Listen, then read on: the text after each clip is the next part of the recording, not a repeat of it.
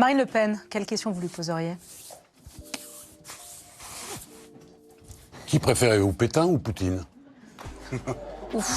Adriana Carambeu et Jean-Pascal étaient les invités de C'est à vous le mardi dernier. Le réalisateur et comédien Radi n'a pas apprécié une remarque de la présentatrice sur son physique. Et il ne s'est pas fait prier pour le faire savoir. Votre physique, vous en avez fait un métier.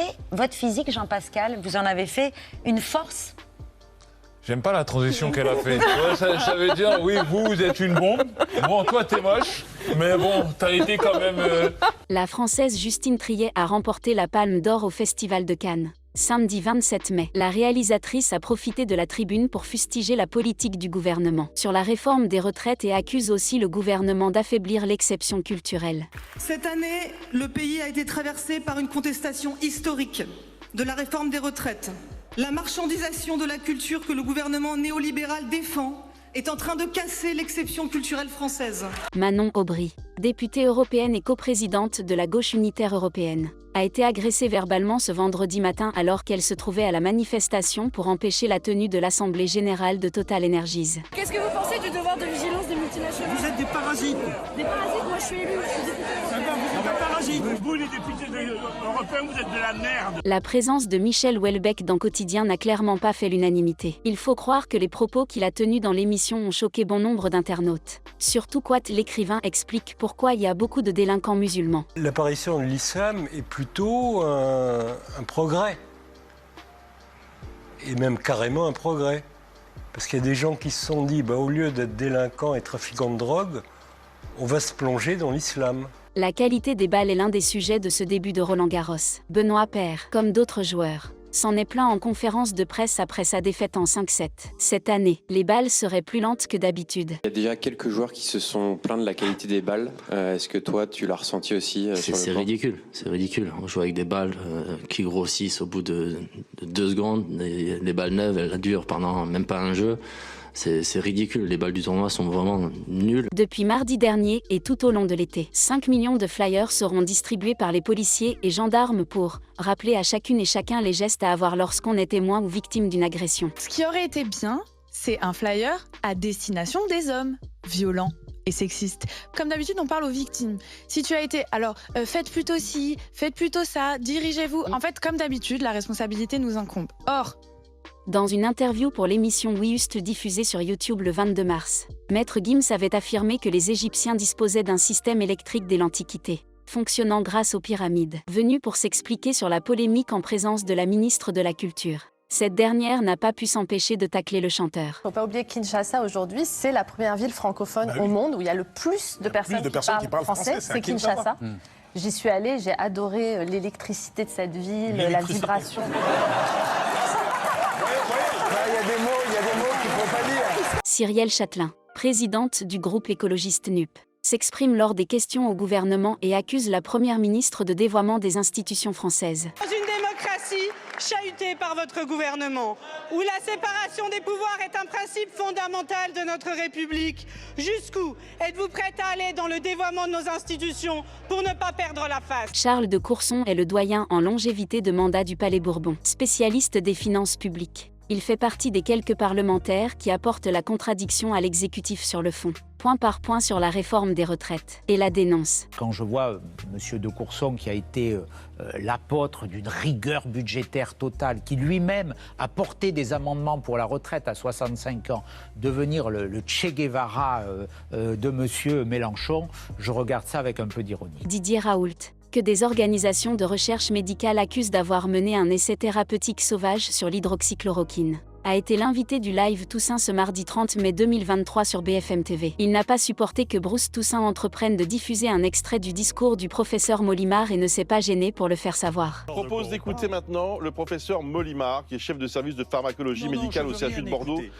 Non, mais c'est lui. Écoutez, ce type n'arrête pas de m'insulter. C'est lui qui vous met en cause.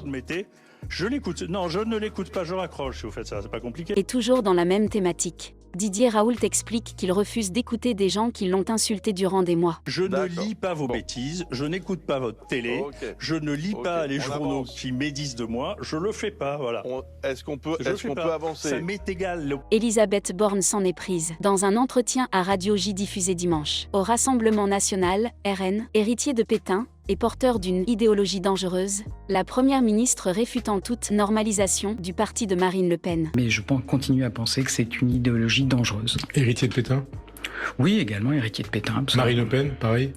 Je n'ai jamais entendu Marine Le Pen dénoncer ce qu'ont pu être les positions historiques de son parti. Robert Ménard, invité de BFM TV ce dimanche, assure ne pas être d'accord avec plein de choses du RN et être en ce moment plutôt fâché avec Marine Le Pen, mais pour lui, la présidente du parti n'est pas l'héritière de Pétain. C'est stupide de dire ça.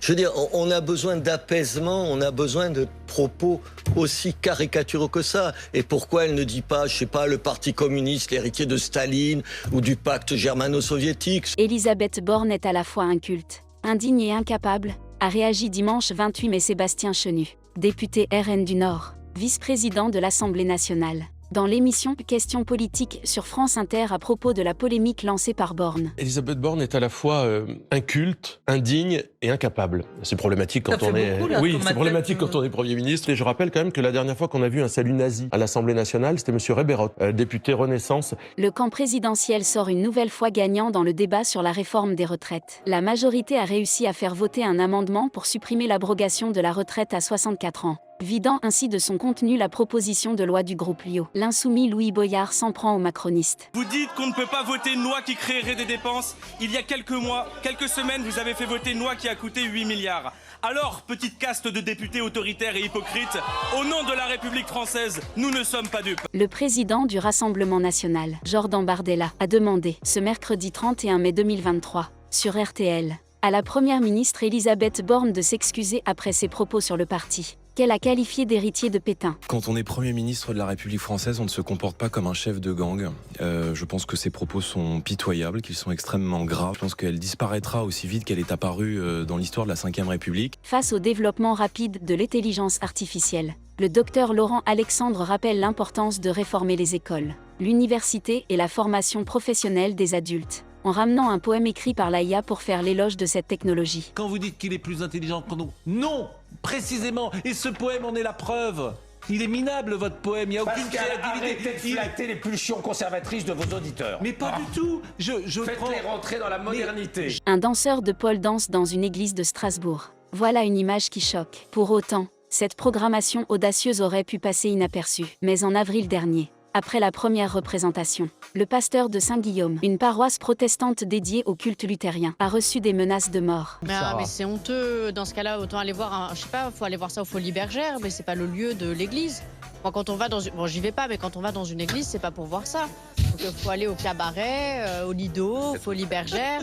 Le pasteur a expliqué que ce spectacle est pour la bonne cause et pour défendre la liberté. Le chroniqueur des grandes gueules a trouvé qu'ils feront mieux de défendre les enfants violés. 350 000 enfants violés, c'est pas contraire. Non mais arrête, à chaque fois qu'on nous dit un truc sur des enfants violés. S'il y a un combat à mener, sachez mener des bons combats. Ancienne chef cuisinière de C à vous engager en politique au sein des Républicains, Babette de Rosière avait soutenu Valérie Pécresse dès 2015. Mais, désormais, rien ne va plus entre les deux femmes politiques. Valérie tire sur tout ce qui bouge. Son arme absolue, ce sont le mensonge et les menaces, déclarait Babette. C'est une personne qui ne sait pas tenir sa parole. C'est une personne, elle n'est pas la même quand tu la vois avant les élections et après les élections. Mais vous vous en rendez compte quand même? Non.